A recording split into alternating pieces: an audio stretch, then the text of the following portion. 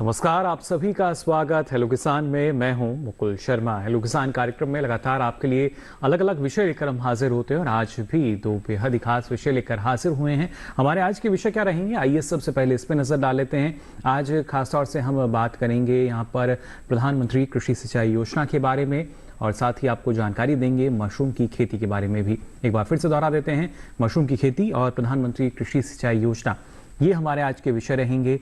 और इन दोनों विषय के बारे में अगर आप कुछ जानकारी लेना चाहते हैं, कुछ सवाल पूछना चाहते हैं, तो हमारे टोल फ्री नंबर हैं, इन पर आप हमें कॉल कर सकते हैं। इसके लिए नंबर नोट कर लीजिए। ये नंबर हैं 1800-113060, साथ ही 1800-113061। इन दोनों नंबर्स पे आप हमें कॉल कर सकते हैं और आपके सवालों के जवाब देने के लिए बता दें, दो बेहद ही खास मेहमान आज हमारे साथ इस कार्यक्रम में जुड़ रहे हैं। उनका परिचय आपसे हम करा देते हैं। हमारे साथ स्टूडियो में मौजूद हैं डॉक्टर ए के मिश्रा जी। आप प्रधान वैज्ञानिक हैं जल प्रौद्योगिकी केंद्र भारतीय कृषि अनुसंधान संस्थान पूसा नई दिल्ली में। बहुत बहुत स्वागत आपका डॉक्टर मिश्रा। किसान भाइयों को नमस्कार।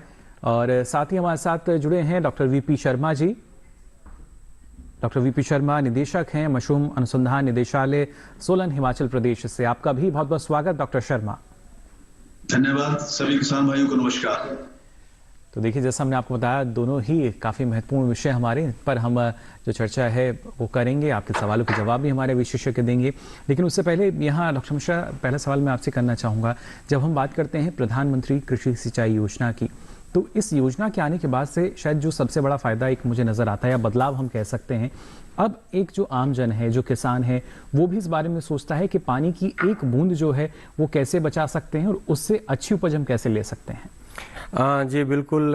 जब से ये योजना लागू हुई है और मैं समझता हूँ कि किसान पहले से ही इस मामले में बहुत जागरूक रहे हैं, परंतु इस योजना के माध्यम से हम इनको ये बता सके हैं कि जल कितना महत्वपूर्ण है कृषि क्षेत्रों में फसलों सहित सभी अन्य चीज़ों की उत्पादकता बढ़ाने के लिए। शुद्ध और स्वच्छ जल का महत्व तो सबको पता ही है और हमारे किसान भाइयों को तो सबसे ज़्यादा पता है। प्रयास ये ही किया गया है कि हर खेत को सुनिश्चित जल उपलब्ध कराया जा सके, ताकि हमारे यहाँ जल की अनुपलब्धता से किसी प्रकार की कोई फसलों में जो उत्पादकता ह्रास होता था उस पे हम लगाम लगा सके और किसानों को जो होने वाला जो नुकसान था उसको बचा सके। न केवल नुकसान को बचा सके बल्कि उनकी उत्पादकता में वृद्धि हो सके और उनके उत्पादन यानी कि लाभ में आशातीत वृद्धि की जा सके। जैसे कि पहले से हम ये एम लेके चल रहे थे कि किसानों की आय को बढ़ाना है और द्विगुणित करना है, हो सके तो आगे भी किया जा सकता है, लेकिन जल का महत्वपूर्ण योगदान इसमें निश्चित तौर पर देखा गया है। जी बिल्कुल। और इस योजना के प्रमुख उद्देश्य भी यह रहे हैं कि हर खेत को पानी और प्रति बूंद अधिक उपज हम कैसे ले सकते हैं। इसके साथ बहुत कुछ है इस योजना से जुड़ा हुआ और इसका लाभ भी हमारे किसानों को मिल रहा है। इस बारे में और भी जानकारी हमारे जो विशेषज्ञ हैं उनसे हम लेंगे, लेकिन पहले आइए नजर डाल लेते हैं इस खास रिपोर्ट पर।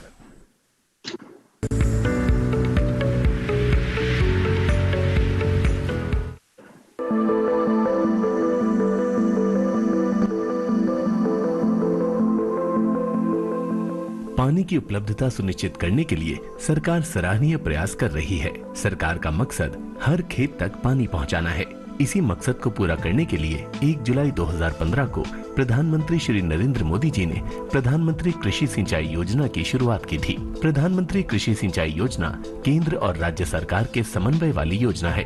केंद्र सरकार इस योजना के कुल संभावित खर्च का 75% हिस्सा वहन करती है। बाकी बोझ राज्य सरकारें उठाती हैं। वो कृषि क्षेत्र जो ऊंचाई वाले स्थान पर हैं, उसके लिए केंद्र सरकार 90% खर्च और राज्य सरकार इन 10% खर्च वहन करती है। प्रधानमंत्री कृषि सिंचाई योजना के कई घटक हैं। पहला है त्वरित सिंचाई लाभ कार्यक्रम यानी AIBP। दूसरा घटक है हर खेत को पानी।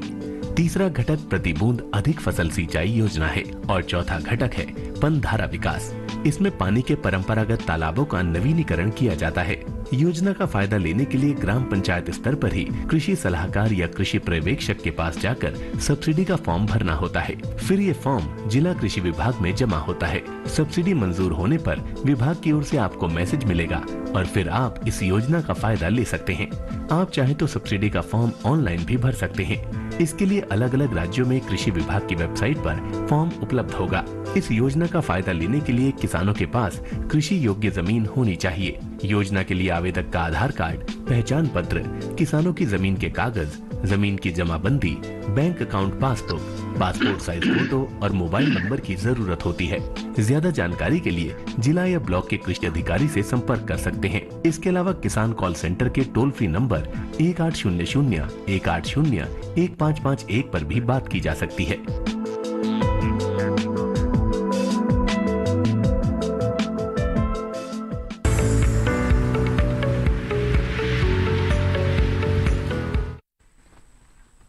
तो जाना आपने योजना के कौन से प्रमुख घटक हैं और किस तरीके से योजना हमारे किसानों के लिए लाभकारी सिद्ध हो रही है, कैसे किसान इससे जुड़ रहे हैं और पानी को बचाने की एक अहम मुहिम में हम कह सकते हैं अपना योगदान भी दे रहे हैं।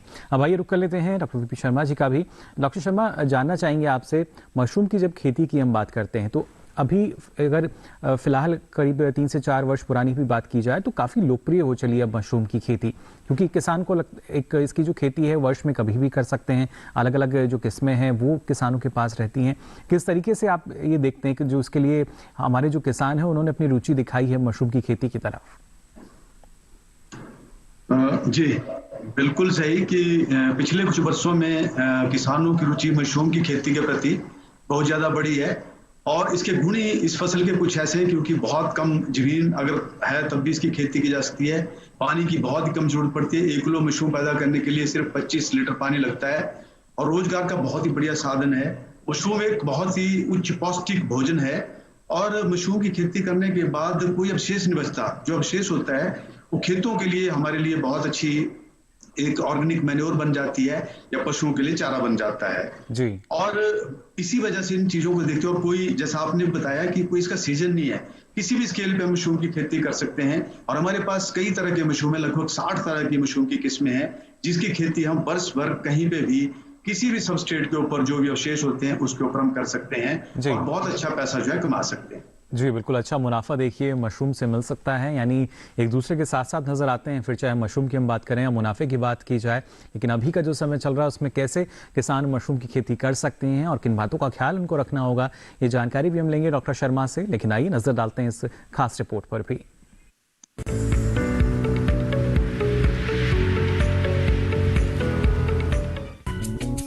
मशरूम की खेती तेजी से उभरते हुए व्यवसायों में से एक है। इसमें जहां लागत कम आती है वहीं मुनाफा कई गुना मिलता है। इसकी सबसे अच्छी बात यह है कि इसे 10x10 के कमरे से भी शुरू किया जा सकता है। विश्व में खाने योग्य मशरूम की लगभग 10,000 प्रजातियां पाई जाती हैं, जिनमें से 70 प्रजातियां ही खेती के लिए उपयुक्त मानी जाती है। हमारे देश में मशरूम की व्यावसायिक खेती 1965 से शुरू की गई, जो आज काफी लोकप्रिय हो चुकी है। ऑयस्टर मशरूम और बटन मशरूम की सबसे ज्यादा मांग रहती है। मौजूदा समय में इसकी खेती करने के लिए फसल अवशेषों का बेहतर इस्तेमाल किया जा रहा है। मशरूम उगाने के लिए फसल अवशेष या गेहूं के भूसे या पराली को बोरे में रात भर के लिए साफ पानी में भिगो दिया जाता है और जब भूसे में लगभग 70% नमी रह जाए तब ये बिजाई के लिए तैयार हो जाता है। इसके बाद भूसे को पॉलिथीन बैग में परत दर परत भरते हुए मशरूम का स्पॉन मिलाया जाता है। बैग में भरा हुआ ये मिश्रण कुछ ही दिनों में एक तरह की फफूंद के रूप में दिखने लगता है, जो कुछ दिनों में अच्छा आकार ले लेता है। इस दौरान किसान को तापमान और नमी का खास ख्याल रखना होता है। खास देखभाल से समय रहते मशरूम की अच्छी पैदावार मिलती रहती है।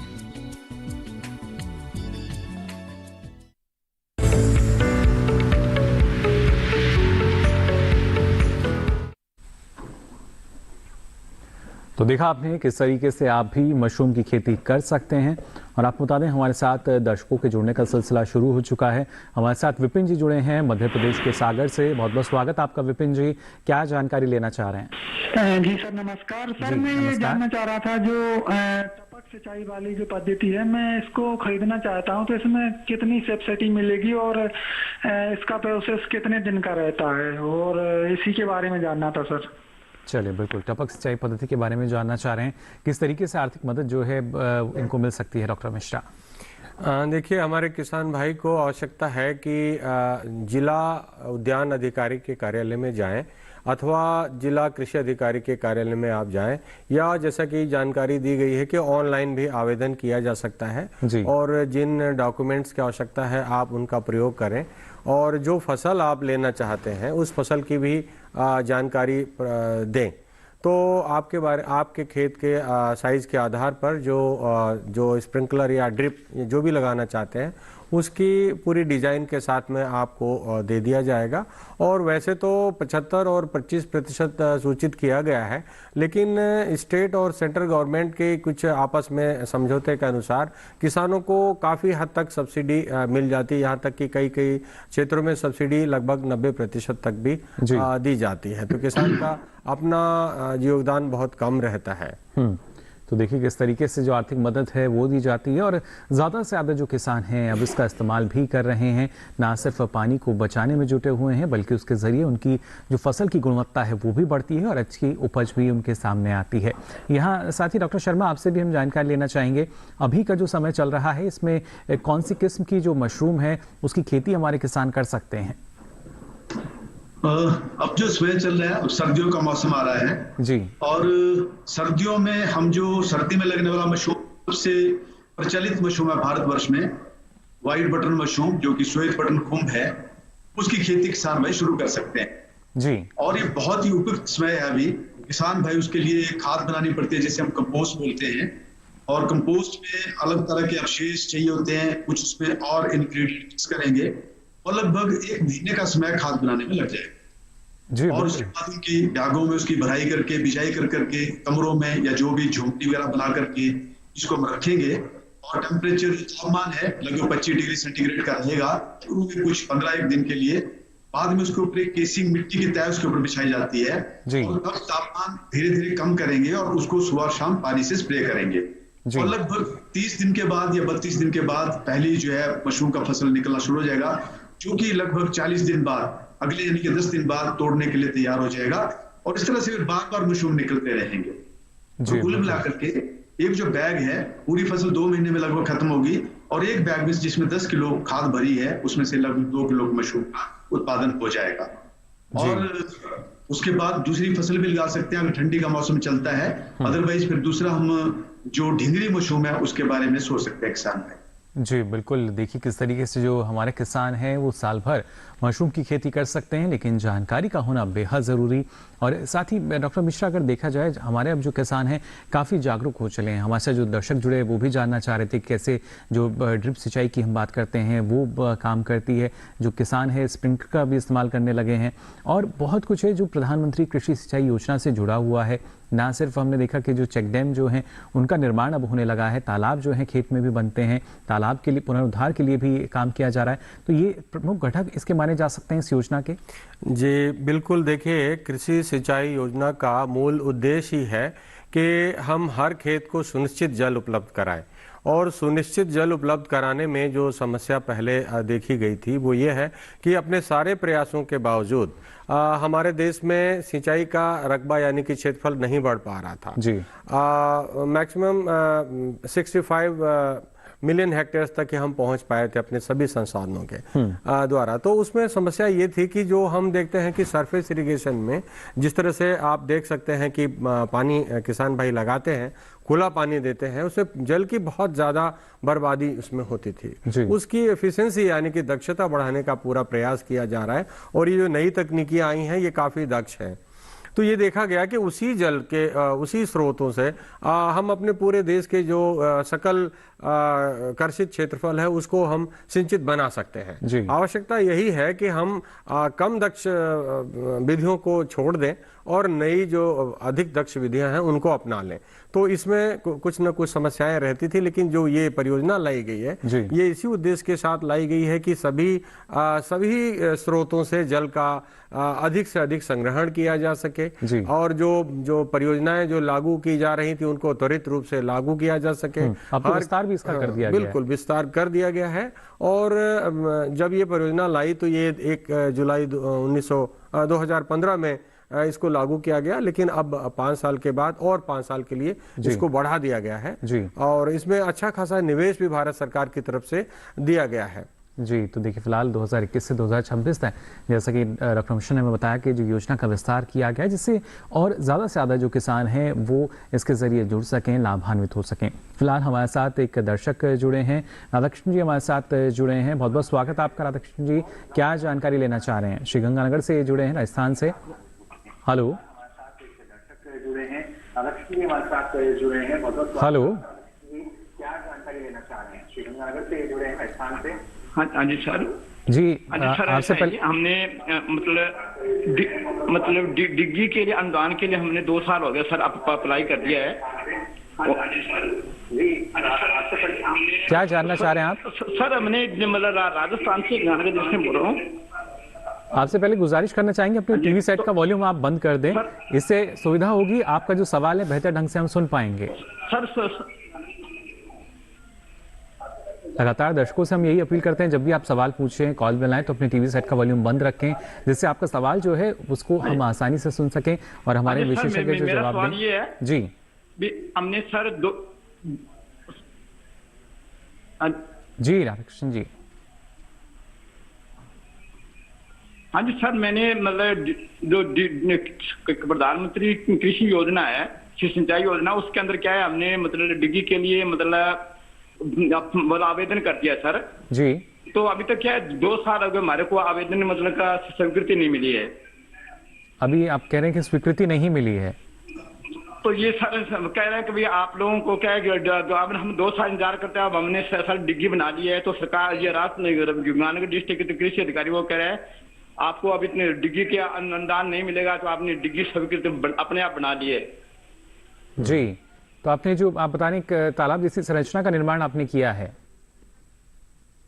जहां तक हम समझ पाए। वो कह रहे हैं लॉटरी सिस्टम से आपको मतलब ये सिस्टम निकलेगा, फिर आपको अनुदान देगा। तो जी बिल्कुल, देखिए प्रक्रिया रहती है। मैं चाहूंगा डॉक्टर मिश्रा आप इसमें और जानकारी हमारे दर्शकों नहीं, जैसा मैं समझ पा रहा हूं, पहले तो इनको डिग्गी बनाने के लिए जो 2 साल का जो इनका स्वीकृति आने का जो समय है वो थोड़ा ज़्यादा है और ऐसा होना नहीं चाहिए था। मेरा ख्याल है कि आपको आप थोड़ा सा हो सकता है प्रयास आपने कम किया होगा, लेकिन तो अगर उन्होंने डिग्गी आपने बना ली है तो एक कोई किसान एक नहीं कई डिग्गियां भी बना सकता है। तो इस प्रकार से वो आपको टाल मटोल करने की जो प्रथा है या उससे थोड़ा बाहर आना पड़ेगा लोगों को। और मैं नहीं समझता हूं कि किसान ने एक डिग्गी बना ली तो सफिशिएंट हो गई, क्योंकि किसानों के खेत बहुत बड़े बड़े होते हैं और एक से अधिक डिग्गी तो छोटा तालाब ही होता है।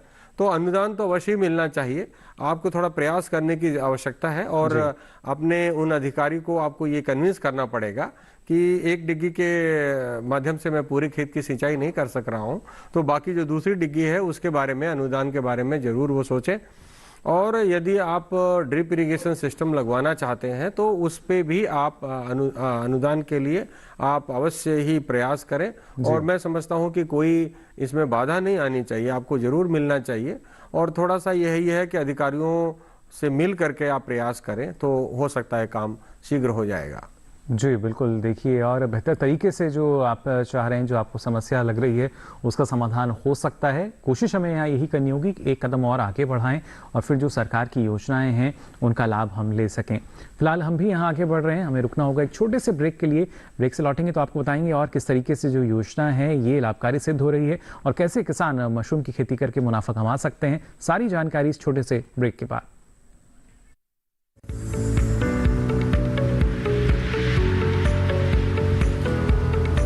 अरे भाई सुना नहीं क्या, केसीसी ने किसानों का जिंदगी बदल दिया है। देश के छोटे किसान 1,60,000 रुपये तक का कर्ज बिना किसी गारंटी को ले पाएंगे। ब्याज खोरों से भी पीछा छुटा। मैं तो जैविक खेती का पूरा सामान मंगा लिया, केसीसी का भी कोई दबाव नहीं है। ब्याज चुकाने के लिए पूरा 1 साल मिलता है। समय पर भुगतान करने पर केवल 4% के सालाना ब्याज पे लोन मिल गया मुझे। अपना आधार कार्ड, लेटेस्ट फोटो और जमीन के कागजात लेके अप्लाई करो बस। और नामांकन भरने के लिए जेब भी ढीली नहीं करनी पड़ी।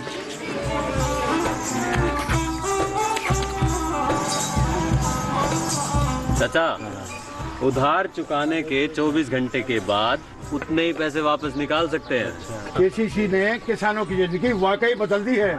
तो आप भी किसान क्रेडिट कार्ड अपनाएं और सहजता से ऋण पाएं।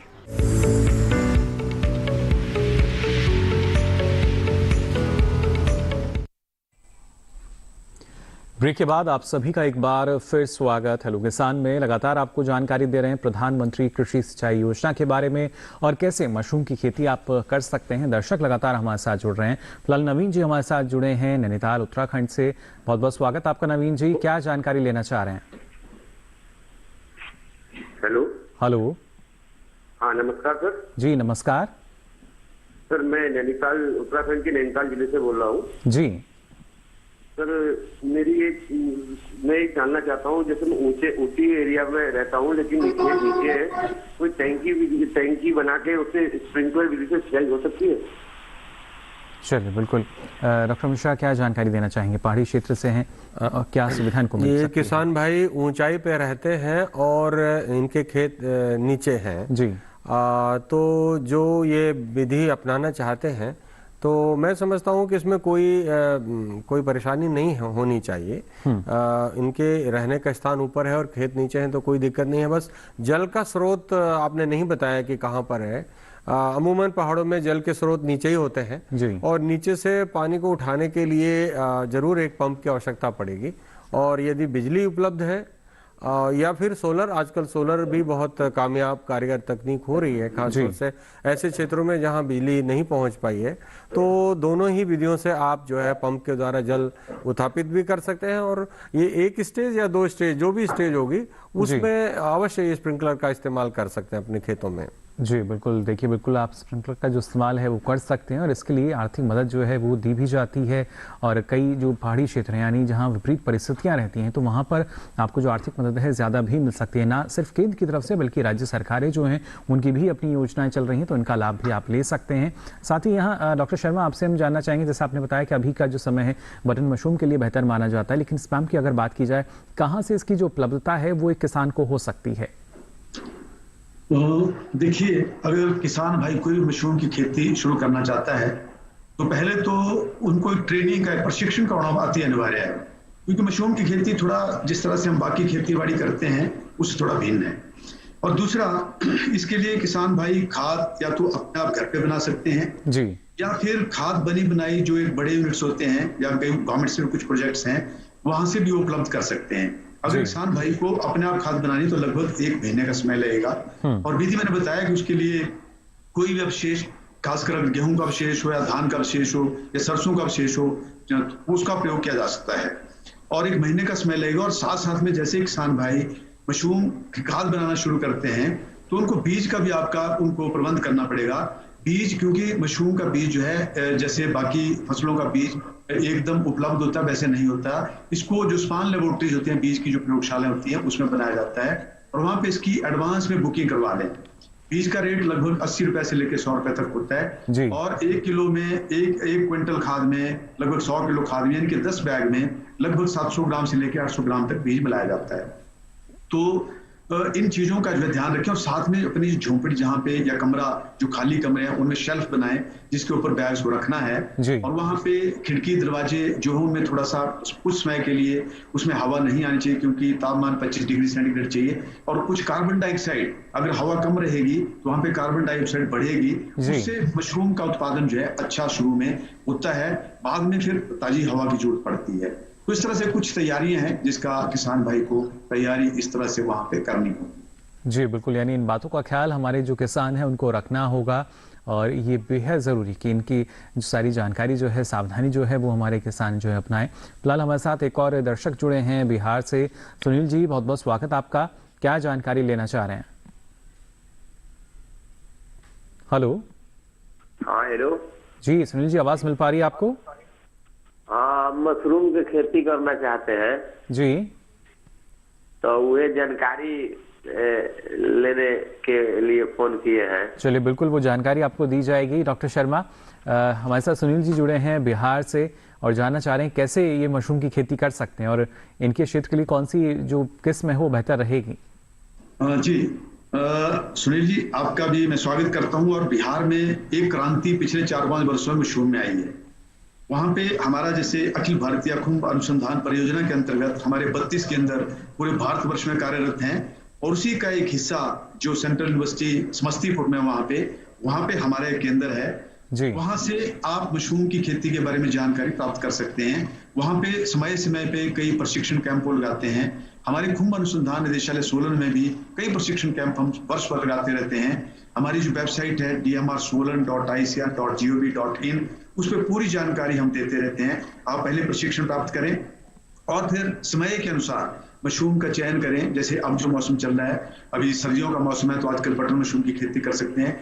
जैसे थोड़ी सी फरवरी का महीना आएगा तो आप हिंगरी की कोई प्रजाति कर सकते हैं। जब गर्मी का मौसम आएगा तो मिल्की मशरूम की खेती कर सकते हैं, और जब बरसात का टाइम आएगा तो पैडी स्ट्रॉ मशरूम है उसकी खेती कर सकते हैं। इनके पूरा वर्ष भर कोई ना कोई मशरूम का चयन कर करके पूरा वर्ष भर हम मशरूम की खेती किसी भी स्केल के ऊपर हम वहां पे कर सकते हैं।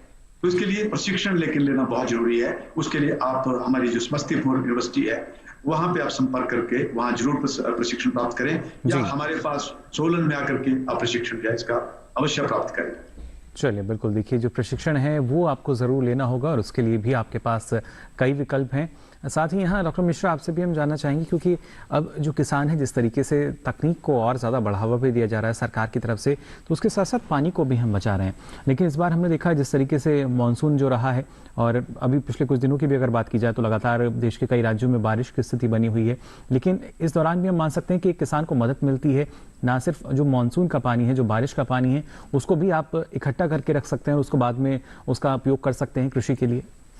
देखिए, हमेशा से हमारे देश में बहुत सारी पारंपरिक जल संग्रहण संरचनाएं रही हैं, और इस जो ट्यूबवेल तकनीकी आई है जिसके द्वारा हम देखते हैं कि अधिक जल का प्रयोग किसानों ने किया है और बहुत जगह पे वाटर टेबल डाउन हो गया है।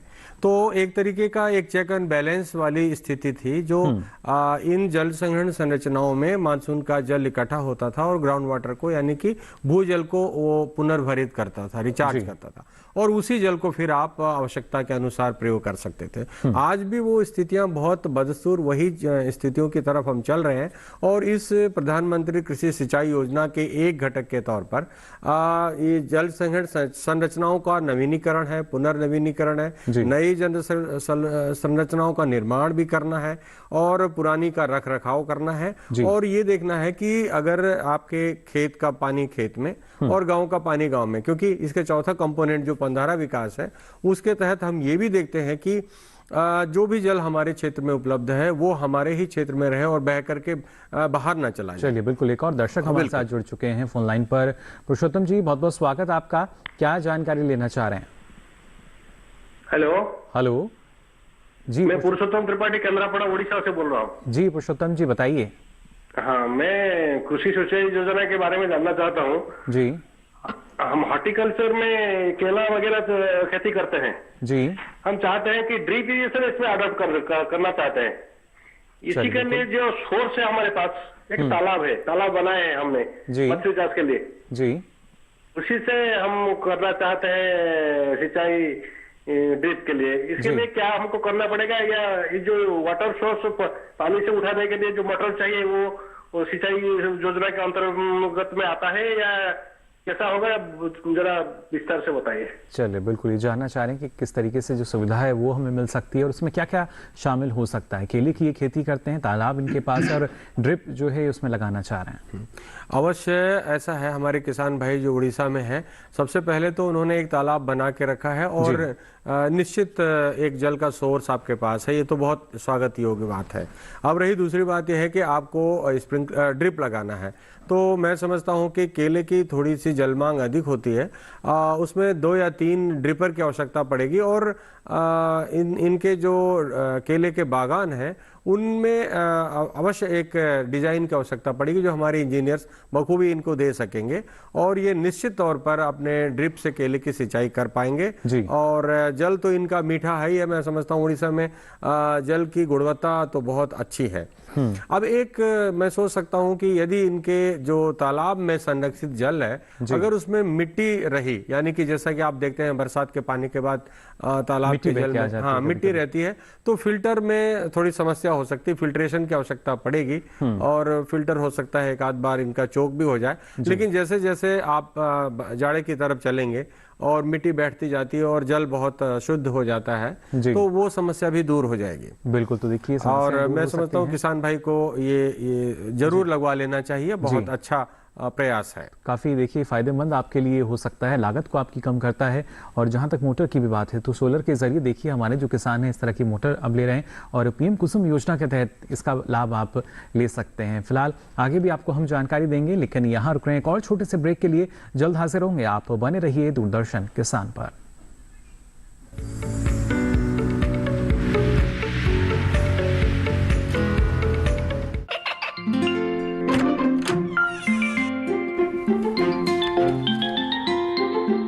ये क्या हो रहा है? काशवी, इतने कम मार्क्स? काशू बेटा पढ़ा करो, पढ़ोगी नहीं तो आगे कैसे बढ़ोगी? मम्मा मैं भी तो आपसे यही कहना चाहती हूँ, पढ़ा करो। आप पढ़ोगे नहीं तो आगे कैसे बढ़ोगे? मतलब? वो देखो, सिर्फ बैक पर छपा ऑर्गेनिक नहीं, ऑर्गेनिक का निशान पहचानिए। पीजीएस ऑर्गेनिक का ये लोगो उन किसानों की पहचान है जो आज भी परंपरागत विधि से रसायन मुक्त खेती कर आपके लिए शुद्ध फसल उपजा रहे हैं। अब समझे मम्मा, अगर मैं प्योर ऑर्गेनिक फूड नहीं खाऊंगी तो अच्छे मार्क्स कहाँ से लाऊंगी? अच्छा बच्चों, जैविक खेती की इस मुहिम को आगे बढ़ाइए, शुद्ध ऑर्गेनिक अपनाइए।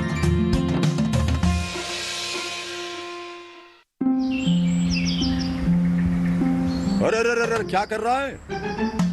इधर इधर इधर, हम बोल रहे हैं तेरे बीजू का। पुतला बोल रहा है? हाँ, पक्षियों से तो हम खेत को बचा लेते हैं, पर इन घातक रसायनों से कैसे बचाएं? मतलब? देख बेटा, तू जो ये अंधाधुंध रसायन मिलाता है ना, मिट्टी की सेहत बिगड़ने लगी है। और जब माटी ही कमजोर पड़ जाएगी तो उपज कैसे सेहतमंद होगी? हाँ? अरे पहले ऐसा नहीं था, पूछना अपने बड़े बुजुर्गों से, कैसे फसल लहलहाती थी, शुद्धता झलकती थी। हाँ, माटी भी तंदुरुस्त और लोग भी। पहली वाली बात कहाँ? पर अब तो सब यही डाले हैं। सब नहीं, आज भी लाखों जागरूक किसान परंपरागत विधि से फसल उगा रहे हैं, खर्चा कम और उपज की कीमत भी बेहतर पा रहे हैं। ठीक है भाई, मैं भी आज से जैविक खेती शुरू करूंगा। माटी से प्रेम की परंपरा है परंपरागत खेती।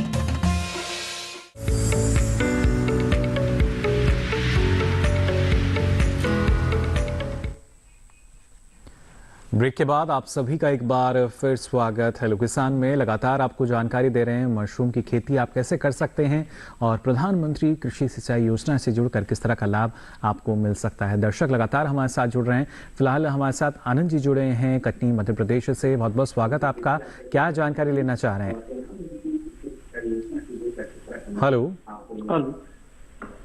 जी, आपसे गुजारिश करना चाहेंगे पहले अपने टीवी सेट का वॉल्यूम आप बंद कर दें। बंद कर दिया हूं सर। जी बहुत बहुत शुक्रिया, अपना सवाल पूछ सकते हैं आप। हेलो। हाँ, हेलो सर जी। हेलो सर, मैं आनंद कुमार कटनी एमपी मध्य प्रदेश से बोल रहा हूँ। जी आनंद जी। सर मुझे मशरूम की खेती करना। मशरूम की खेती आप करना चाहते हैं? जी चलिए बिल्कुल। डॉक्टर शर्मा कटनी मध्य प्रदेश से आनंद जी हमारे साथ जुड़े हैं और इच्छुक हैं मशरूम की खेती करने के लिए। फिर आनंद जी, वही मेरा जवाब पहले जैसे मैं दे रहा था कि तो कहीं प्रशिक्षण प्राप्त करें, और प्रशिक्षण प्राप्त करने के लिए जैसे मैंने कहा कि हमारे 32 केंद्र जो कि अखिल भारतीय खुम्ब अनुसंधान परियोजना के हैं, पूरे भारतवर्ष में फैले हैं। मध्य प्रदेश में तो उस राज्य में तो नहीं है, लेकिन उसके नजदीक हमारा रायपुर में एक हमारा केंद्र है और छत्तीसगढ़ में भी केंद्र है। तो जो भी नजदीक पड़ता है उसको आप वहां पे प्रशिक्षण प्राप्त कर सकते हैं, या हमारे खुम्ब अनुसंधान निदेशालय सोलन में, क्योंकि हम कई तरह के प्रशिक्षण कैंप वर्ष भर लगाते रहते हैं, आप उसमें किसी में भी आ सकते हैं और यहाँ से प्रशिक्षण प्राप्त कर सकते हैं। और मध्य प्रदेश में काफी कुछ जो मशरूम है, ढिंगरी की फसल काफी लोकप्रिय है वहां पे, उसका प्रशिक्षण तो 1-2 दिन के अंदर भी आप प्राप्त कर सकते हैं, या वैसे आप आकर के कभी हमारे केंद्र पे आकर के, या जो नजदीक आपके केंद्र पड़ते हैं किसी राज्य में, वहां पे जाकर के आप 1 या 2 दिन में भी इस मशरूम का प्राप्त कर सकते हैं जानकारी, ढिंगरी मशरूम का। ये जो दूसरे मशरूम है, बटर मशरूम जैसे ने बताया, मिल्की मशरूम, भारतवर्ष में 6 मशरूम की खेती करते हैं कमर्शियली। जैसे लगभग दुनिया में 42 मशरूम है जिनकी खेती कमर्शियल स्तर पे करते हैं। और जिस तरह का भी मशरूम का चयन पूरा वर्ष भर हम कहीं पे भी कर सकते हैं, तापमान को कंट्रोल भी कर सकते हैं, सीजनल भी मौसमी भी कर सकते हैं। तो जो भी आपकी रिक्वायरमेंट होगी उसका पूरा जानकारी आपको हम दे सकते हैं। जी, साथ ही डॉक्टर शर्मा, जिन किसान जो हमारे, क्योंकि हमारे देश में छोटे और सीमांत किसान जो हैं वो करीब 80% से ज़्यादा हैं, तो ऐसे में वो किसान जिनके पास जो जोत है लगातार छोटी भी हो रही है, ज़मीन जो है बहुत कम है, तो उनके लिए भी एक हम कह सकते हैं कि काफ़ी अच्छा विकल्प है मशरूम की खेती का। जी, मशरूम एक, मुझे लगता है कि आज के युग में सबसे बढ़िया विकल्प मशरूम की खेती है जी, क्योंकि मशरूम का कोई सीजन नहीं, मशरूम के लिए कोई स्केल नहीं, छोटा मोटा जो भी स्पेस आपके पास पड़ा है, छोटी मोटी जमीन जो कि बंजर जमीन पड़ी है कहीं पे भी, उस पे छोटी मोटी झोपड़ी एक खड़ा कर करके, या जो आपके पास ऑलरेडी स्ट्रक्चर बना है, कोई भी घर आपका खाली पड़ा है, कोई कमरा खाली पड़ा है, वहां पे मशरूम की खेती कर सकते हैं। और जैसे मैंने कहा कि मशरूम की खेती के लिए कोई विशेष मौसम की जरूरत नहीं है, क्योंकि अलग अलग मशरूम है जिनकी खेती हम अलग अलग समय पे कर सकते हैं। तो मौसम के हिसाब से जो अवशेष वहां पे उपलब्ध है उसका चयन कर करके, दूसरा मार्केट में लोगों को क्या चाहिए उसका चयन कर करके किसी भी मशरूम की खेती हम कहीं पे भी कर सकते हैं। और किसानों की आमदनी के लिए ये बहुत अच्छा एक विकल्प हो सकता है। और विशेषकर हमारी जो ग्रामीण महिलाएं होती हैं उनके लिए, क्योंकि उनको घर की भी कई जिम्मेदारियां होती हैं, उसको उनका निर्वहन करने के साथ साथ वो मशरूम की खेती जो भी उनके पास कुछ समय होता है उस समय में भी वो मशरूम की खेती कर सकते हैं और बहुत अतिरिक्त एक आय जो है वहां पे कमा सकते हैं। जी बिल्कुल, देखिए इसके साथ ही अच्छा मुनाफा जो है वो आपको मिल सकता है मशरूम की खेती करके।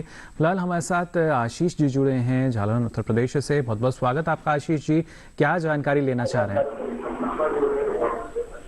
हेलो हेलो जी आशीष जी, सवाल पूछ सकते हैं आप अपना। हाँ सर, नमस्कार। नमस्कार सर, मैं ये जानना चाहता हूँ, मैं सब्जियों की खेती करता हूँ सर जी, तो मैं सोलर पंप लगवाना चाहता हूँ जी। तो मेरे डॉक्टर साहब से ये सवाल है कि मैं सोलर पंप लगवाने के लिए कहाँ संपर्क करें और किस प्रकार लगेगा? चलिए बिल्कुल, देखिए बात तो हम कर रहे हैं प्रधानमंत्री कृषि सिंचाई योजना की, लेकिन सोलर पंप के बारे में भी आप जानकारी लेना चाह रहे हैं तो मैं चाहूँगा डॉक्टर मिश्रा, आप क्या जानकारी आप साझा करना चाहेंगे इनके साथ? देखिए किसान भाई, आप एक जो कुसुम योजना है, प्रधानमंत्री कुसुम योजना, उसके माध्यम से अपने खेत पे सोलर पंप लगवा सकते हैं। और इसमें योजना में 5 किलोवाट का सोलर पंप लगाने के लिए लगभग 5 लाख का खर्च आने का अनुमान है, जिसमें किसान की हिस्सेदारी 10% की होती है और शायद कुछ प्रोसेसिंग फी भी है थोड़ी, लेकिन आप नवीनीकृत ऊर्जा विभाग में आप अप्लाई कर सकते हैं, वहां जाके उनकी वेबसाइट पर भी आप जाके देख सकते हैं। और इस पूरी इस व्यवस्था में वो आपको एक ट्यूबवेल लगा के देते हैं, एक पंप लगा के देते हैं, निर्धारित आकार का सोलर पैनल भी दिया जाता है और सारे कनेक्शन वगैरह लगा के आपको पंप चला करके दिया जाता है। इसके अतिरिक्त आपके लगभग 5 सालों तक रख रखाव और मेंटेनेंस की भी आपको सुविधा प्रदान की जाती है जी। आप सवाल यह है कि बहुत सारे किसान भाई चाहते तो जरूर हैं कि हम लगभग एक अच्छे फार्म के लिए, ठीक ठाक फार्म का, जैसे 2 हेक्टेयर से 5 हेक्टेयर है, एक 5 किलोवाट हार्स पावर का किलोवाट का एक सोलर पंप चाहिए, लगभग जो 5 हार्स पावर के पंप के बराबर काम कर सकता है। तो उस सुविधा के प्रयोग में जो 10% का जो किसानों की अपनी जो अपना योगदान है, उसकी वजह से लोग थोड़ा पीछे हट जाते हैं। आप आगे बढ़िए। एक बेहतर विकल्प है कि अगर कुछ किसान मिलकर अगर लगवाएं। हाँ, ये भी हो सकता है जी, बिल्कुल। आप देखिए, ऐसा है कि संघ शक्ति तो हमेशा से रही है। अगर कई लोग मिलके लगवाना चाहते हैं और उसको ठीक से मैनेज कर लें, अच्छी प्रकार से, किसी प्रकार के विवाद में ना फंसे, तो ये हो सकता है कि सभी लोग अपने खेत को पूल कर लें और निर्धारित अवधि पे जिस प्रकार से वो सुविधा प्राप्त कर लेंगे, तो जब जैसा जिसको आवश्यकता पड़े वो अपना चला सकते हैं। जी बिल्कुल, एक अच्छा विकल्प हो सकता है जी। फिलहाल हमारे साथ एक और दर्शक जुड़े हैं, अभिषेक कुमार जी हमारे साथ जुड़े हैं रोहतास बिहार से, रोहतास नगर से। बहुत बहुत स्वागत अभिषेक जी आपका, क्या जानकारी लेना चाह रहे हैं?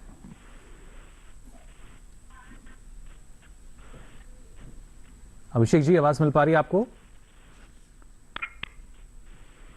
सर, मुझे मशरूम के बारे में जानकारी लेना है कि मशरूम कौन सा, मतलब उसका बीज लिया जाए। जी चलिए, मशरूम की खेती आप करना चाहते हैं यानी? डॉक्टर शर्मा रोहतास बिहार से हमारे साथ हैं जो जानना चाह रहे हैं अभिषेक जी कि कैसे वो मशरूम की खेती कर सकते हैं?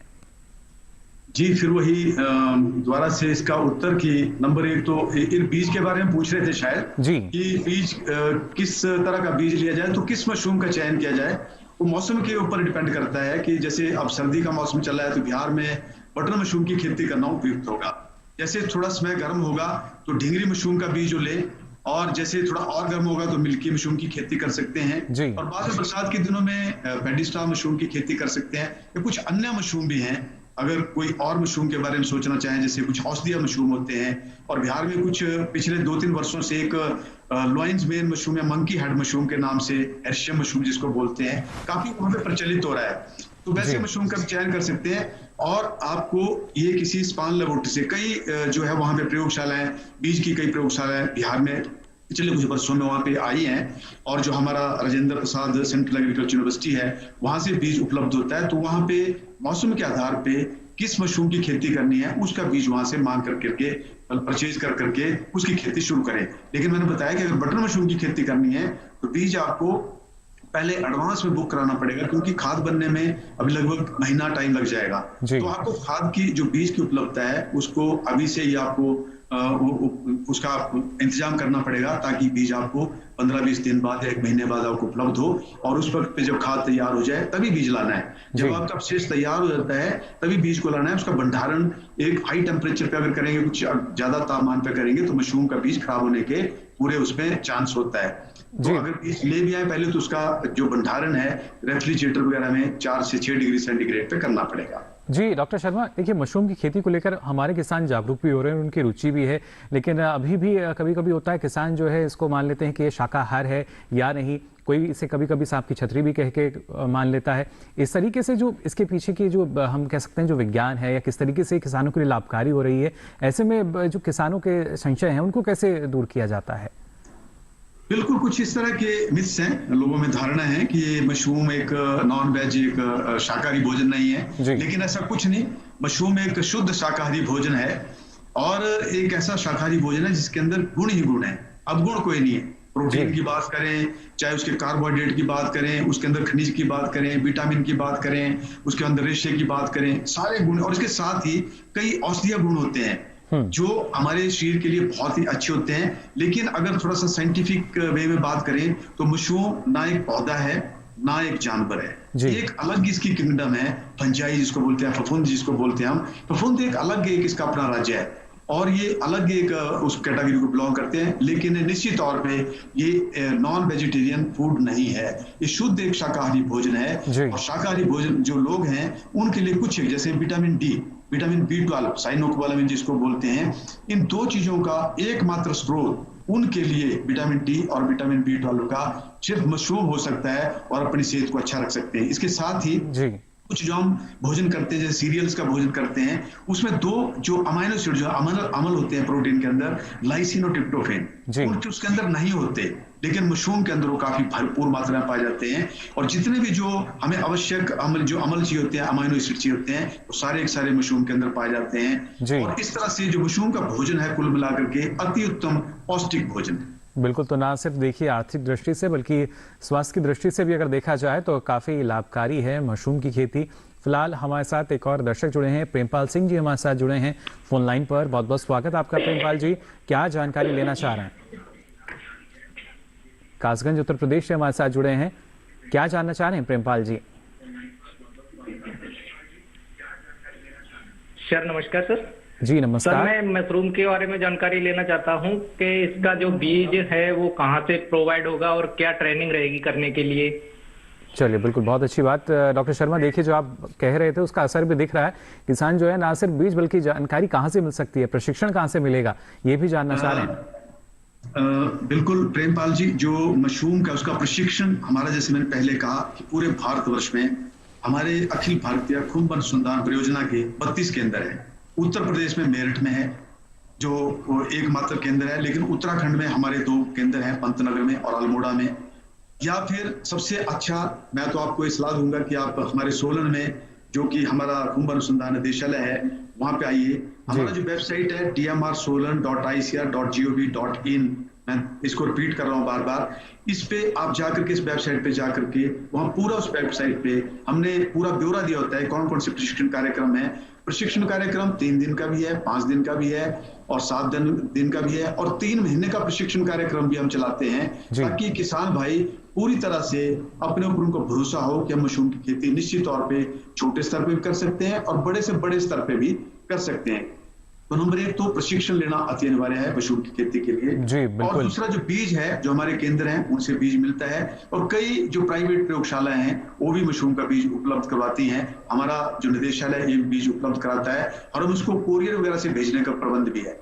तो जो भी मशरूम का चयन करें, जो भी उनको बीज चाहिए होगा उसको हम भेजने में सक्षम है। जी, देखिए किस तरीके से सुविधाएं जो हैं वो लगातार दी जा रही हैं।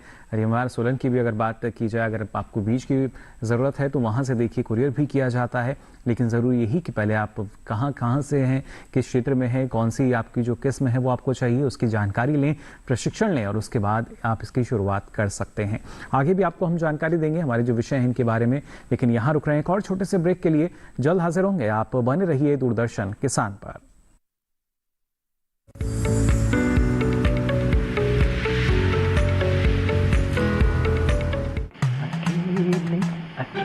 अरे वाह भैया, अकेले अकेले। अरे तू भी ले, पर खाएगा कैसे? मैं ऑर्गेनिक खेती की बात कर रहा रे बेटे। अकेले अकेले खेती कब तक करेगा? मतलब गांव में 20-25 किसानों का समूह बना के पंजीकरण करवा ले, फिर सरकारी ट्रेनिंग भी मिलेगी और मुफ्त जैविक बीज खाद भी। फिर बीजीएस ऑर्गेनिक की सरकारी मोहर के साथ तेरी उपज आकर्षक पैक में पहुंचेगी बड़े बाजार तक। अच्छा? हाँ। अरे भाई कहाँ चल दिया? सबको साथ लाने, आमदनी बढ़ाने। तो किसान भाई समझ गए ना, साथ मिलकर ऑर्गेनिक खेती कीजिए, अपनी परंपरा को आगे बढ़ाइए, ज्यादा मुनाफा कमाइए। माटी से प्रेम की परंपरा है परंपरागत खेती।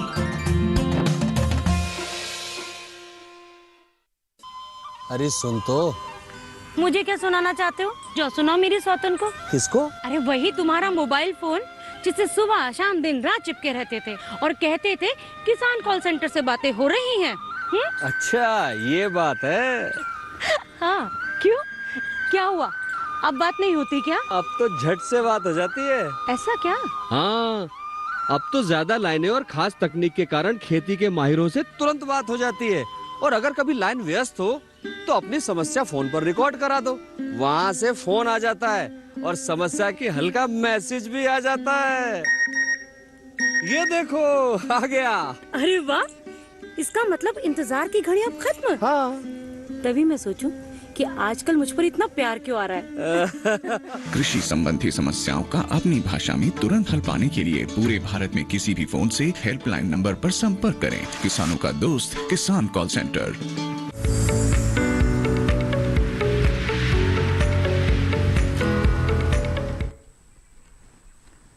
ब्रेक के बाद आप सभी का एक बार फिर स्वागत है। हेलो किसान में लगातार आपको हम जानकारी दे रहे हैं प्रधानमंत्री कृषि सिंचाई योजना के बारे में और साथ ही मशरूम की खेती के बारे में भी। दर्शक लगातार हमारे साथ जुड़ रहे हैं, अलग अलग राज्यों से, अलग अलग माध्यमों से जो दर्शक हैं वो हमारे साथ जुड़ते हैं। यहाँ डॉक्टर मिश्रा एक और सवाल आपसे हम लेना चाहेंगे। जिस तरीके से आपने बताया कि जो किसानों के लिए अलग अलग तरीके पर जो अनुदान है वो भी सुनिश्चित किया जाता है, लेकिन जो एक योजना का उद्देश्य हमने शुरुआत में देखा था और उसके बाद इस योजना का विस्तार जब किया गया, हम क्या मान सकते हैं कि ना सिर्फ हर खेत को जो पानी है, एक जो उद्देश्य था वो 2026 तक लगभग पूरा हो ही जाएगा, या और भी जो इसके घटक हैं उनको देखते हुए जो विस्तार है इस योजना का किया गया? जी बिल्कुल, इस योजना में लगभग 22 लाख किसानों को लाभ पहुंचाने की बात है और जिसमें अभी आप देखेंगे कि अनुसूचित जात के किसान लगभग 2.5 लाख और अनुसूचित जनजात के किसान लगभग 2 लाख। तो मैं समझता हूं कि हमारा प्रयास यह है कि हर खेत को पानी सुनिश्चित हो सके और उसके लिए जो कुछ भी करना आवश्यक हो, जैसे कि रुकी हुई परियोजनाओं को आगे बढ़ाना है, शीघ्रता से उनको समाप्त करना है। इसके अतिरिक्त जो पारंपरिक जल संरक्षण संरचनाएं हैं उनको भी अगर वो टूट फूट चुकी हैं या खराब स्थिति में है उनको पुनर्नवीनीकृत करना है और ग्राउंड वाटर रिचार्ज करने के लिए नवीन संरचनाओं को बनाना भी है। साथ में जो जल का जो ऑप्टिमम यूटिलाइजेशन करना है, जिससे कि मैक्सिमम प्रोडक्शन हो सके और कम जल की मात्रा से, यानी कि जिसे हम ये कहते हैं मोर क्रॉप पर ड्रॉप, वो ऑब्जेक्टिव भी हमें सदुपयोग यानी हम उसका कैसे कर सकते हैं। बिल्कुल, हम सभी उद्देश्यों की पूर्ति के लिए कटिबद्ध है और कृत संकल्प है। और मैं समझता हूँ कि परियोजना की समाप्ति तक अगर 100% नहीं तो 90% या 95% हमारे ऐसे खेत और किसान होंगे, बल्कि 100% ही कहूँ, क्योंकि हम इसे मिशन मोड में ये प्रयोग कर रहे हैं। जी बिल्कुल। और उम्मीद यही है कि सभी खेतों को हम निश्चित तौर पर जल प्रदान करने में सक्षम हो जाएंगे। जी बिल्कुल। और इसमें अगर हमारे किसान भाई भी बढ़ चढ़ के योगदान करेंगे तो ये कोई बड़ी बात नहीं है कि जो हम अपने उद्देश्यों की पूर्ति ना कर पाए। तो किसानों का सहयोग बहुत ज्यादा। ऐसा भी देखा गया कि समय से पहले भी जो हमने लक्ष्य हैं वो हासिल किए हैं और इस दिशा में भी लगातार हम आगे बढ़ रहे हैं। फिलहाल यहाँ डॉक्टर शर्मा कुछ सवाल हमारे पास हैं जो सोशल मीडिया के थ्रू हमारे दर्शक पूछते हैं, उनमें से कुछ सवाल हम यहाँ ले रहे हैं। गुरदास सिद्धू जी हैं जिनका सवाल है कि सिरसा हरियाणा से ये हैं और मशरूम की खेती करना चाहते हैं, कौन से महीने से ये खेती की शुरुआत कर सकते हैं? जी बहुत अच्छा प्रश्न है कि अभी महीना कोई नहीं है, क्योंकि मशरूम अलग अलग मशरूम है जी, और हम कभी भी मशरूम की खेती कर सकते हैं, शुरू कर सकते हैं। लेकिन अगर आज के दिन इस महीने से वो खेती शुरू करना चाहते हैं तो बटन मशरूम के लिए इस समय बहुत ही उपयुक्त है। तो अभी अगर अभी इन्होंने काम शुरू करना तो बटन मशरूम के लिए खाद बनाएं, उसको जिसको कंपोस्ट बोलते हैं, उसका बीज का प्रबंध करें। और हरियाणा में हमारे 2 केंद्र हैं, एक तो मुरथल में है, दूसरा हिसार में भी है जी। वहां से बीज उपलब्ध इनको हो सकता है और बीज वहां से उपलब्ध करने के बाद अपनी जो बटन मशरूम है उसकी खेती का शुरुआत कर सकते हैं। जैसे थोड़ा गर्मी आएगी, मौसम बदलेगा, फरवरी के महीने में ढिंगरी की फसल का चयन कर सकते हैं जी। और बाद में दूसरे जो गर्मी में लगने वाले मशरूम है उनका चयन किया जा सकता है जी बिल्कुल। और जो अगला सवाल है ईमेल के जरिए हमारे पास आया है अजीत सिंह जी का। इनका सवाल है डॉक्टर शर्मा कि श्रीरामपुर जिला अहमदनगर महाराष्ट्र से हैं और मशरूम की खेती के लिए मशरूम स्पान जो है वो आवश्यकता है, इनको किस तरीके से प्राप्त हो सकता है? महाराष्ट्र में हमारा भी एक केंद्र है पुणे में, कॉलेज ऑफ एग्रीकल्चर पूना में, तो वहां से ये बीज प्राप्त कर सकते हैं जी। और हमारे से बीज प्राप्त कर सकते हैं, लेकिन थोड़ा ट्रांसपोर्ट में कई बार बीज खराब होने का पूरा संभावना होती है। तो कोशिश करनी चाहिए कि बीज थोड़ा सा जितना नजदीक हो और रिलायबल सोर्स से जी अच्छा बीज लेना बहुत ही अनिवार्य है, क्योंकि मशरूम के बीज के ऊपर मशरूम की फसल का बहुत ज्यादा जो उसके ऊपर निर्भर करता है जी बिल्कुल। डॉक्टर शर्मा एक और सवाल हमारे पास है मध्य प्रदेश से दीपक प्रेमचंदानी जी का।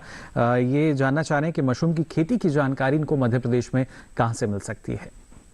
जैसे मैंने बताया कि मध्य प्रदेश में हमारा केंद्र तो नहीं है कोई, लेकिन छत्तीसगढ़ रायपुर में जी जो इंदिरा गांधी कृषि विश्वविद्यालय है वहां पे हमारा केंद्र जो मशरूम के ऊपर काफी काम भी हो रहा है, वहां पे जाकर के अपनी जानकारी प्राप्त कर सकते हैं जी। या फिर हमारे से यहाँ से खुद जो हमारे जैसे मैंने वेबसाइट का पहले भी थोड़ा जिक्र किया था, उस पे हमारा वेबसाइट पे विजिट करके सारे नंबर वहां पे दिए गए हैं, उनसे उस नंबर पे किसी भी जाकर संपर्क कर सकते हैं, हमारे से बातचीत तो कर सकते हैं जी बिल्कुल। और एक और सवाल है गोविंदव चौधरी जी का, ये जानना चाह रहे हैं ऑयस्टर मशरूम की खेती गुजरात में हो सकती है या नहीं? बिल्कुल हो सकती है जी। ऑयस्टर मशरूम में 6 प्रजातियां हैं जो 12 डिग्री सेंटीग्रेड पे ग्रो कर सकते हैं और एक 32 और 33 डिग्री सेंटीग्रेड पे ग्रो कर सकते हैं। तो गुजरात में किसी भी समय पे मशरूम का जो ढिंगरी मशरूम है, ऑयस्टर मशरूम, उसकी खेती हम वहां पे कर सकते हैं आराम से जी बिल्कुल। यानी कई विकल्प हैं और इसके लिए जो जानकारी है वो आप ले भी सकते हैं। फिलहाल एक और सवाल हमारे पास है यहाँ डॉक्टर शर्मा, ये है आनंद सिंगल जी का सनी दिल्ली से। ये जानना चाह रहे हैं कि मशरूम का इंसुलेटेड प्लांट ये कोई लगाना चाह रहे हैं, इसके ऊपर जानकारी लेना चाहते हैं जी। उसके लिए एक प्रोजेक्ट रिपोर्ट बनानी पड़ेगी जी, और प्रोजेक्ट रिपोर्ट हमारा निदेशालय बनाता है, उसकी कुछ एक नॉमिनल सी फी है, उसका पैसे जमा करवा करके अपना इनको बताना पड़ेगा कि किस कैपेसिटी का ये यूनिट लगाना चाहते हैं, और उसका जो प्रोजेक्ट रिपोर्ट है इनको हम दे देंगे, उसके बाद ये उस पर काम जो करना शुरू कर सकते हैं जी बिल्कुल। तो देखिए सारी जानकारी जो है आपको मिल सकती है, वेबसाइट जो लगातार डॉक्टर शर्मा ने भी बताई mrsolan.icar.gov.in, इस पर आप जा सकते हैं और ये सारी जानकारी जो है आप ले सकते हैं। फिलहाल इतनी महत्वपूर्ण जानकारी डॉक्टर पी शर्मा जी आपने आज हमारे दर्शकों को दी, इसके लिए आपका बहुत बहुत आभार। तो जानकारी आप यहाँ ले रहे थे मशरूम की खेती के बारे में। साथ ही डॉक्टर मिश्रा, आप हमें लगातार बताने कि इस तरीके से जो प्रधानमंत्री कृषि सिंचाई योजना है कितनी वो लाभकारी सिद्ध हो रही है हमारे किसानों के लिए। लेकिन आने वाले समय को अगर देखा जाए और खासतौर से जब जलवायु परिवर्तन की हम बात करते हैं, हमारे देश का काफ़ी हिस्सा ऐसा है जो कि कहीं ना कहीं मौसमी बारिश पर निर्भर करता है। ऐसे क्षेत्रों के लिए जहाँ पर जो पानी की उपलब्धता उतने सही तरीके से नहीं हो पाती, या वो क्षेत्र जहाँ पर बिजली की भी जो उपलब्धता है वो बेहतर तरीके से नहीं होती क्योंकि पानी का जो जरिया है उसी के जरिए आता है, तो वहाँ पे किस तरह का हम मान सकते हैं जो बदलाव है किया जा रहा है? देखिए, पहले भी हमारे देश में जल की उपलब्धता अलग अलग थी और उसी प्रकार से मरुस्थलीय क्षेत्र हुए या अधिक जल वर्षा वाले क्षेत्र थे। और जो भारतीय कृषि थी वो पहले मानसून का जुआ बोली जाती थी। इसी चीज को टैकल करने के लिए, यानी कि इन परेशानियों को दूर करने के लिए ही सुनिश्चित जल उपलब्धता के लिए और खासतौर से कृषि क्षेत्रों में इस परियोजना को लाया गया है, जिसको बहुत गहराई से हमारे देश के यशस्वी प्रधानमंत्री जी ने समझ लिया था बहुत पहले ही, और लगभग अब तो 7 साल हो चुके हैं परियोजना को चलते हुए और इसमें बहुत अच्छी प्रगति भी हुई है। तो ऐसी स्थितियों में जहां पर अभी भी रेनफेड एग्रीकल्चर पे ज्यादा निर्भरता रही है लोगों की, तो उस जगह को भी हम अश्योर्ड इरिगेशन में लाना चाहते हैं। बिल्कुल, यानी सुनिश्चित किया जा रहा है कि वहां भी जो पानी है वो पहुंच सके। हाँ, बिल्कुल, मानसून पे किसी प्रकार का हमारा डिपेंडेंस ना रहे, हम जब चाहें जितनी मात्रा में चाहें जैसे हमारी फसल। चलिए, बिल्कुल, यहाँ डॉक्टर ए.के. मिश्रा जी, इतनी महत्वपूर्ण जानकारी आपने हमें दी। फिलहाल समय की थोड़ी सी सीमा है, उसका ख्याल हमें रखना होगा। इतनी महत्वपूर्ण जानकारी देने के लिए आपका भी बहुत बहुत आभार। बहुत बहुत धन्यवाद। तो जाना आज आपने कैसे प्रधानमंत्री कृषि सिंचाई योजना का लाभ आप ले सकते हैं, साथ ही मशरूम की खेती के बारे में भी। कल के विषय के बारे में आपको हम बता देते हैं, आपकी जो फसलें हैं इसमें पोषक तत्व प्रबंधन जो है वो कैसे कर सकते हैं। जो यहाँ रबी फसलों में पोषक तत्व प्रबंधन, और साथ ही बात होगी प्राकृतिक खेती की। इसके साथ ही आप अपना कोई सवाल या सुझाव है हम तक पहुंचाना चाहते हैं, ईमेल आईडी हमारी नोट कर लीजिए। ईमेल आईडी है hellokisan2015@gmail.com। और अब आप सोशल मीडिया के माध्यम से भी हमारे साथ जुड़ सकते हैं। इसके लिए अलग अलग जो हमारे सोशल मीडिया हैंडल है वो आप देख पा रहे होंगे, फेसबुक, इंस्टाग्राम और ट्विटर। इन पर आप हमें जुड़ सकते हैं, अपने फोटो या वीडियो भी टैग कर सकते हैं। कोशिश करेंगे आपका जो वीडियो या फोटो है उसको भी हम शामिल कर पाएँ या उसको हम अपने विषय में शामिल करें। इसके साथ ही आप डीडी किसान कॉल सेंटर का नंबर आप सभी को याद होगा, याद नहीं है तो ये नंबर भी जल्दी से आप नोट कर लीजिए। नंबर है 1800113060। सोमवार से शनिवार सुबह 6 से रात के 10 बजे तक लाइन्स खुली हैं, इस पर भी अपना सवाल दर्ज करा सकते हैं। और ये सारी जानकारी अब आप देख सकते हैं डीडी किसान के यूट्यूब चैनल पर। इसके लिए आपकी टीवी स्क्रीन पर जो QR कोड दिखाया जा रहा है इसे आप स्कैन करें, जिसके बाद आप पहुंचेंगे यूट्यूब चैनल पर और ये सारी जानकारी अब आप कभी भी कहीं भी देख सकेंगे हेलो किसान के माध्यम से। फिलहाल कार्यक्रम में आज के लिए बस इतना ही, दीजिए इजाजत, नमस्कार।